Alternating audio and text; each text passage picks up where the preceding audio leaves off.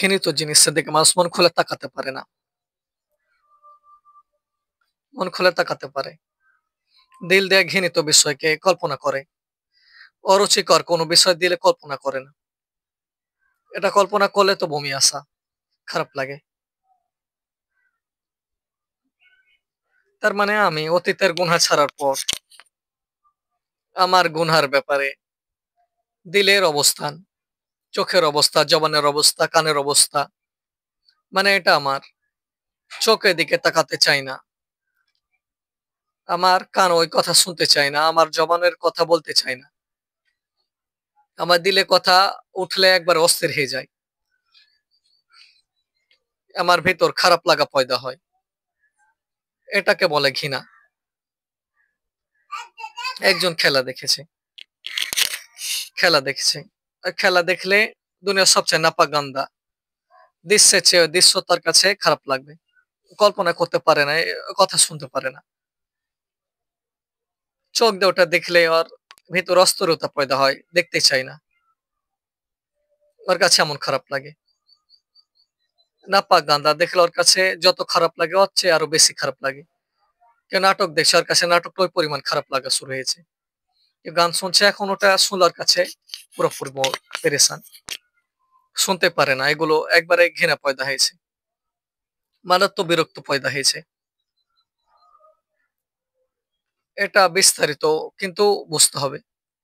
খেলা ছেড়ে দিয়েছেন, নাটক ছেড়েছেন, গুনার কাম ছেড়েছেন। কিন্তু এখনো যদি মজা দিলের ভেতর থাকে।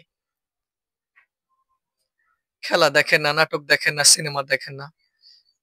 আ কিন্তু আরেক যখন এগুলো আলোচনা করে দিলের ভিতর তখন ভালো লাগা পয়দা হয় না। এখনো তওবাকারীদের অন্তর্ভুক্ত হননি। আপনি ছেড়েছেন এতটুকু বলতে পারেন। স্টেজ বাকি আছে। স্টেজ বাকি আছে। স্টেজ অনেক বাকি। ঘৃণা পয়দা করতে হবে দিলের ভিতর। এমন ঘৃণা যে দুনিয়ার বাদ যে কোনো নাপাক-গান্ধার প্রতি যে ঘৃণা ওটা আমার বেশি ঘৃণা। ঘৃণের আলোচনা এটা বুঝেন। এমন যদি হয় আগের গুনার কথা মনে পড়লে স্বাদ লাগে।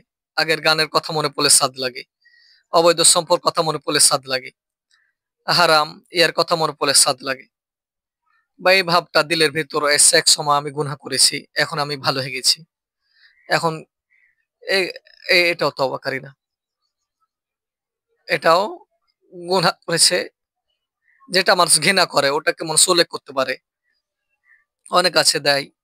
গিটার বাজাতাম, এখন গিটার টালিয়ে এটা একটা ভাব, শয়তান একটা ধোঁকা। তুই লজ্জা পাওয়ার কথা, মানুষ সাক্ষী রাখার কথা। কেউ ওই জীবনকে কিভাবে আবার খুলিস? একজন কাছে কেন মজা হলো অতীতের জীবন বলো?